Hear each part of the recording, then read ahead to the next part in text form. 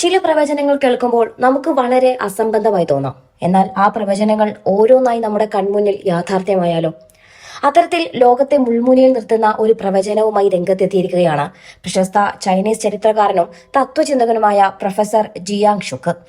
Trump 2024 അധികാരത്തിൽ വരുമെന്നും വന്നാൽ ഉടൻ ഇറാനെ ആക്രമിക്കുമെന്നും കൃത്യമായി പ്രവചിച്ച അതേ ജിയാങ് ഷുക്ക്.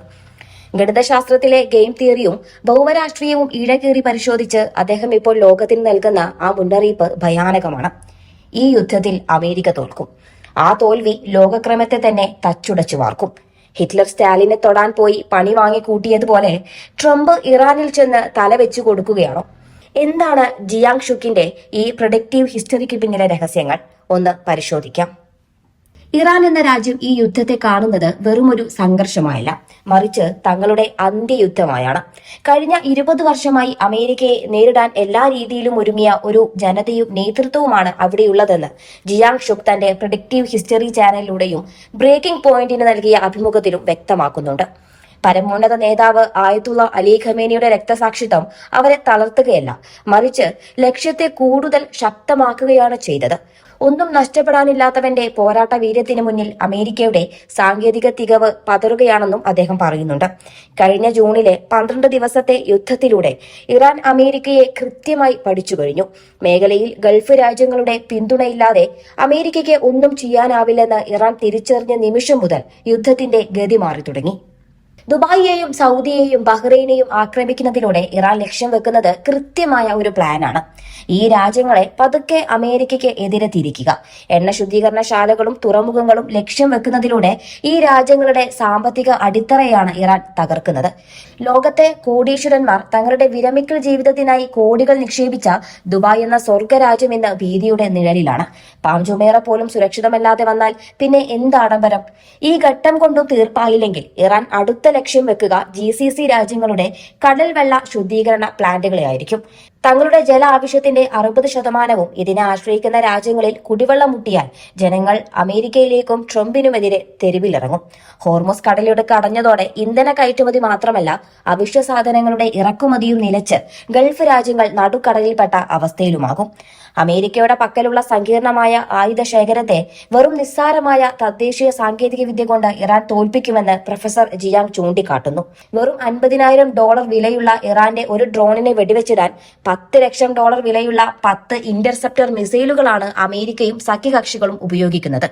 ഈ സാമ്പത്തിക അസമത്വം അമേരിക്കയുടെ ഇന്റർസെപ്റ്റർ ശേഖരം പെട്ടെന്ന് തീർക്കും. പുതിയ സപ്ലൈ എത്താൻ വൈകുന്നതോടെ അമേരിക്ക പ്രതിരോധത്തിലുമാവും. തോൽവി ഒരു ഓപ്ഷൻ അല്ലാത്തതിനാൽ ഇസ്രയേലിന്റെ വാക്ക് കേട്ട് ട്രംപ് കരയുദ്ധത്തിനിറങ്ങിയാൽ അത് അമേരിക്കയ്ക്ക് ഉണ്ടാക്കി വെക്കാൻ പോകുന്നത് ഏകദേശം $5 ട്രില്യൺ ബാധ്യതയാണ്. മലനിരകളാൽ ചുറ്റപ്പെട്ട ഇറാന്റെ ഭൂമിശാസ്ത്രം അഫ്ഗാനിസ്ഥാനെ പോലെ അമേരിക്കയെ ശ്വാസം മുട്ടിക്കും.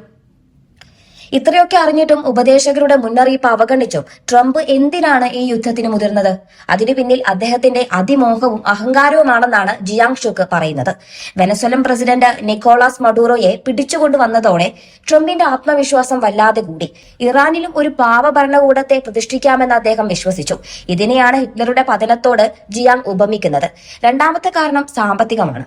ഇറാന്റെ നാശം കുതിക്കുന്ന സൗദി അറേബ്യ ട്രംപിന്റെ മരുമകൻ ജെറാഡ് കുഷ്നറുടെ ബിസിനസ്സിൽ $2 ബില്യൺ നിക്ഷേപിച്ചിരിക്കുന്നത്. കൂടാതെ ഇസ്രയേലി കോടീശ്വരി മിറിയം അഡൽസൺ ട്രംപിന്റെ മൂന്നാം ഊഴത്തിനായി $250 മില്യൺ വാഗ്ദാനം ചെയ്തിട്ടുമുണ്ട്. മൂന്നാം ഊഴം വേണമെങ്കിൽ യുദ്ധം നീളണം, അടിയന്തരാവസ്ഥ വരണം, തിരഞ്ഞെടുപ്പ് നടക്കാതിരിക്കണം. ഈ രാഷ്ട്രീയ നാടകങ്ങൾക്കും അപ്പുറം ലോകാവസാനം ഉറപ്പിക്കാൻ ഇല്ലുമിനാറ്റി നടത്തുന്ന ഒടുക്കത്തെ കളിയാണിതെന്നും ജിയാങ് ഷുക്ക് നിരീക്ഷിക്കുന്നുണ്ട്. ആ തിയറി കേട്ടാൽ ഏതൊരാളും ഒന്ന് ഞെട്ടും. യുദ്ധം വെറും ഒരു അധികാര കൈമാറ്റമല്ല, മറിച്ച് ഭൂമുഖത്തെ തന്നെ മാറ്റിമറിക്കാൻ പോകുന്ന ഒരു വലിയ അജണ്ടയുടെ ഭാഗമാണോ എന്ന സംശയം ഇത് ബലപ്പെടുത്തുന്നുണ്ട്.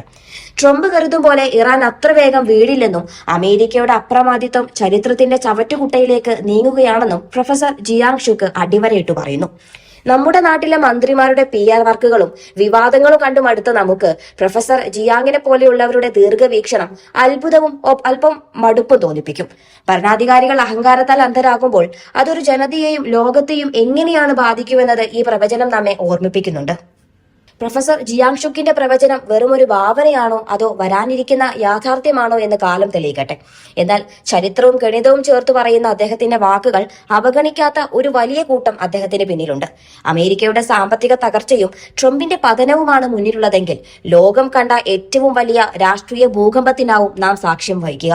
ആയുധബലത്തേക്കാൾ വലുത് ഒരു ജനതയുടെ ആത്മവീര്യമാണെന്ന് ഇറാൻ തെളിയിക്കുമ്പോൾ തോൽവി സമ്മതിക്കാതെ യുദ്ധം നീട്ടിക്കൊണ്ടുപോകുന്ന ട്രംപിന്റെ നീക്കങ്ങൾ ലോകത്തെ എങ്ങോട്ട് നയിക്കും?